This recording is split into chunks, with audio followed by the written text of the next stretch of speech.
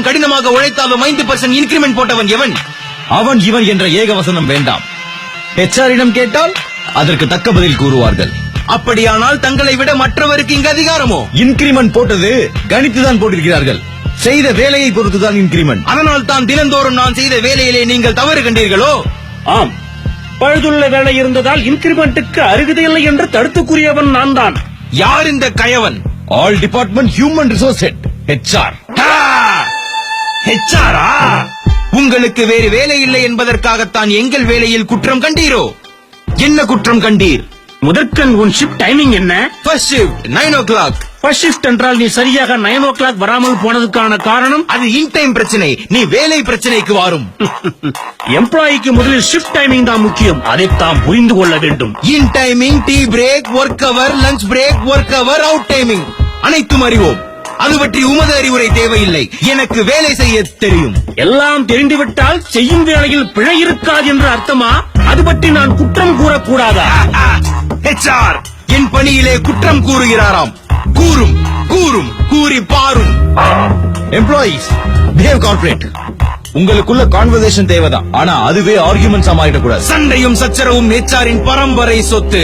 அதை மாற்ற யாராலும் முடியாது. பொறுத்து பாரும். HR அவர்களே, என் பணியில் எங்கு குற்றம் கண்டீர்? கான்டாக்டிலா இல்லை பெர்ஃபார்மன்ஸிலா?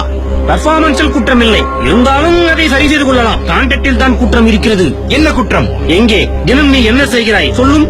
கொடுத்த வேலை கிடப்பில் இருக்க அடுப்பில் வெந்த சோறு போல் பொங்கி உழைத்து சொங்கி போனோம். பொங்கும் மன கவலை துறக்க நட்பு நாடி சிரித்து பாடி FB திறந்து BP மறந்தோம். மீண்டும் பணி செய்தோம். இதுதான் எமது தினசரி. FB பார்க்கும் தேவை? ஒருவன் வேலை பார்த்து மண்டை சூடாகி அவனது மனதுக்குள் ஒரு அடிமை மாடாகி போய்விடக் கூடாது என்பதற்காக FB பார்க்கிறேன். கொலீக்ஸுடன் கலாட்டா? மலர்களிடத்தே உள்ள மகரந்த பொடிகளை எடுத்து விட்டால் பூவிருக்கும் மனமிருக்காது என்பதை கண்டேன். வேலை செய்யும் இடத்தில் சந்தோஷத்தை எடுத்து விட்டால் எங்கே போய் வேலை இருக்கும் என்பதால் கலாட்டா தேவை. இதனால் இந்த மேனேஜ்மெண்ட்டுக்கு தாங்கள் கூறும் முடிவு புரியவில்லை. வேலையிடத்தில் இயற்கையிலேயே சந்தோஷம் இருக்க வேண்டும் என்பதுதான் எமது கருத்து. ஒரு காலம் இருக்க முடியாது. காலை முதல் மாலை வரை வேலை செய்வதனாலும் டைமுக்கு ஒழுங்காக ஆபீஸ் வருவதாலும் தான் பணியிடத்தில் வேலை சரியாக நடக்குமே தவிர FB பார்ப்பதாலும் அரட்டை அடிப்பதாலும் சிரித்து அலப்பறை செய்வதனாலும் ஒரு காலம் இருக்க முடியாது. பெரிய பெரிய போஸ்டில் இருப்பவர்கள் கூட FB பார்ப்பது கிடையாதோ?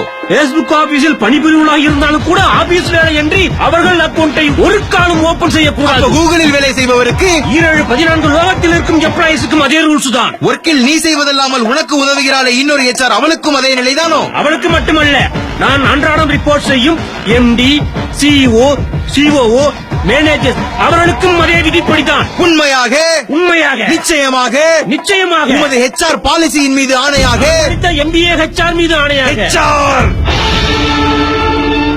நன்றாக என்னை பார்.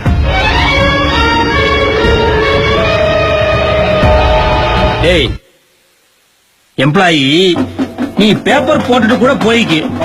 நீ வேற கம்பெனிக்கு போனாலும் கூட அங்கேயும் சரிவராம நீ பேப்பர் போட்ட போதிலும் குற்றம் குற்றமே. பேப்பர் போட்ட போதிலும் குற்றம் குற்றமே. Employee, don't put paper. I'll talk to the higher management as and when let you know. We'll keep you also in loop.